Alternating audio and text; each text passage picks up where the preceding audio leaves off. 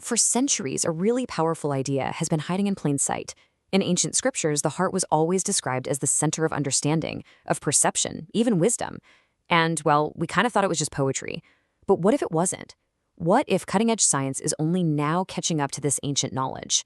Well, let's dive in and explore this amazing connection.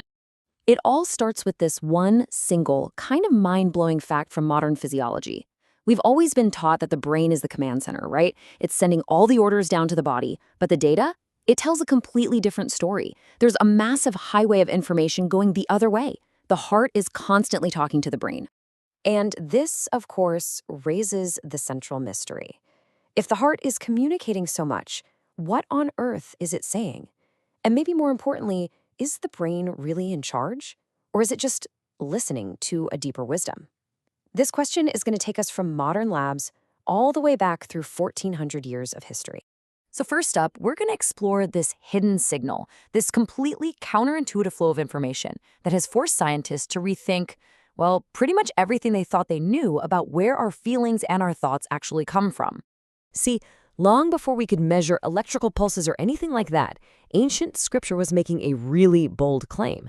And it wasn't presented as a theory, but as a fundamental truth about us, about human consciousness, that real understanding doesn't happen up in the head, but deep down in the heart. So now let's see how this ancient perspective creates a modern riddle. We're going to contrast the Quranic view of the heart with the, let's say, mechanical understanding that we've all kind of accepted for generations. And the contrast here is just stark. On one side, you have the view that totally dominated the 20th century. The brain is the brilliant CEO, and the heart? It's just a tireless but ultimately unintelligent pump. But on the other side, the Quranic view presents a totally different hierarchy. The brain processes, sure, but the heart understands. It's the true seat of perception. And this isn't some subtle or poetic language. The verse is incredibly direct. It doesn't say, so their brains may understand. It specifically gives the job of comprehension to the heart. For early listeners, this just made sense. For modern science, though, it was a puzzle just waiting to be unlocked. And this brings us to the moment where the story takes a fascinating turn. After centuries of just dismissing the heart as a simple pump, science stumbled upon something that just didn't fit the old model at all. A discovery that started to sound, well, eerily familiar. The first bombshell was this number, 40,000. Scientists found over 40,000 specialized neurons, yep, the exact same cells that make up our brain, living and functioning right inside the human heart. It has its own complex neural network, capable of learning and memory, completely independent of the brain in your head. This was so revolutionary that researchers actually needed a new name for it. They cautiously started calling it the heart brain. And all of a sudden, that ancient idea of a thinking heart wasn't so poetic anymore, was it? It was actually becoming a biological reality. And then came the most mind-bending discovery of all. By measuring reaction times, scientists found that the heart often perceives and reacts to an emotional stimulus before the brain does. The heart feels it first. Then it sends the signal upstairs for the brain to process it into what we call a conscious thought. The bottom line, your heart knows first. Okay, so this is where it all comes together. We're about to see these two seemingly separate worlds, ancient scripture and modern science, merge in some truly astonishing ways. The Quran talks about a condition it calls the blindness of the heart. Now, this isn't about a lack of intelligence or evidence.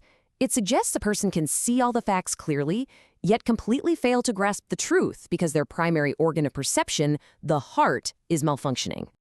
And here is the scientific parallel. Researchers have confirmed that when our heart rhythm is chaotic, triggered by emotions like arrogance or fear, it literally disrupts our brain's ability to think clearly. A corrupted heart signal doesn't just feel wrong, it literally makes you see wrong. Now, on the flip side, the Quran describes a positive state of the heart called sakina, which translates to tranquility or calm or inner peace. And notice again, this tranquility is sent directly into the hearts, not the minds. This spiritual state of tranquility perfectly mirrors the measurable physiological state that scientists call heart coherence. This is a smooth, stable, harmonious heart rhythm. And when we achieve it, our focus sharpens, our emotional stability skyrockets, and our decision-making gets way better. So what does this all mean for us in our daily lives? This leads us to the heart's role as our inner compass, guiding our perception and influencing every single decision we make, whether we realize it or not. it all really builds to this. Spiritual states like gratitude and sincerity, they generate a coherent, stable heart rhythm, and that leads to cognitive clarity and focus. But states like arrogance and anxiety, they create a chaotic, irregular rhythm, resulting in confusion and brain fog. Your inner state is directly dictating your mental clarity.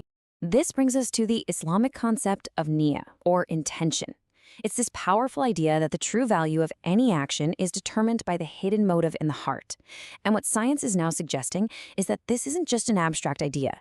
Decision-making actually begins with an emotional signal, evaluation, from the heart, which the brain then uses to construct a rational plan. Intention is biological. And the crucial point here is that this isn't a passive process. We are active participants in this. With every emotion we cultivate, every intention we hold, every moment of sincere prayer or gratitude, we are actively tuning our primary organ of perception. We are literally shaping the lens through which we experience reality. So this leaves us with a final and maybe the most important question. We now know the brain is in constant communication with the heart. It's listening for these signals that shape our thoughts, our feelings, and our reality. The only question left is, what is your heart telling yours?